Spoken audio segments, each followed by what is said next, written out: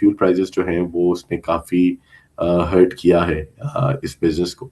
और पीआई ने अपनी ज़िम्मेदारी का एहसास करते हुए उस हिसाब से अपने किराए नहीं बढ़ाए जिस हिसाब से फ्यूल प्राइस बढ़ी। फॉर एग्ज़ाम्पल फ्यूल के अंदर तकरीबन कुछ 34.17% का इज़ाफ़ा हुआ 21 मार्च के बाद।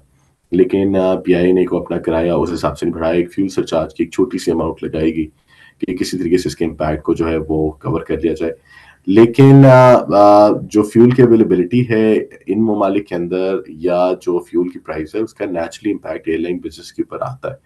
और देखिए आपको ये बात समझना पड़ेगा कि किराया बढ़ाना एक इकलौती ऑप्शन नहीं होती क्योंकि किराए की भी लोगों की भी एक सख्त है किराए के पैसे देने की।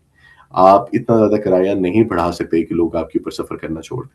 तो कुछ इम्पैक्ट आपको भी लेना पड़ता है, बाकी इम्पैक्ट कुछ हिस्सा उसका जो है वो आगे कंज्यूमर्स को या कस्टमर्स को भी पास ऑन होता है। दूसरी चीज़ ये कि जो आपने बोला था कि जी आपकी इसकी कंटिजेंसी क्या होती है? देखिए कंटिजेंसी ये कि आप फिर उन सेक्टर्स के ऊपर जो कि सेफ हैं, आप वहाँ पे अपनी परवाज़ों की तादाद बढ़ा देते हैं।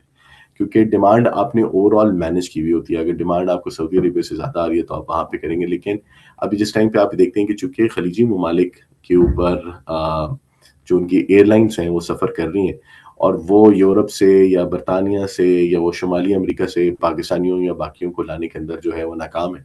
तो इस वजह से होता ये है कि वो लोड ऑब्वियसली फिर आपको पिक करना है। वो आप अपनी ऑपरेशन को इस तरीके से डिज़ाइन करते हैं कि वो लोड आप पिक करके ले आएँ और डिप्लॉयमेंट हो जाए। तो बैकअप तो ये होता है कि आप अपने डाइवर्सिफ़ाई करते हैं अपने नेटवर्क को। आप वहाँ पे ज़्यादा फ़ोकस करना शुरू कर देते हैं जहाँ पे ऑपरेशन सेफ है या जहाँ पे जो है वो डिमांड बढ़ रही है।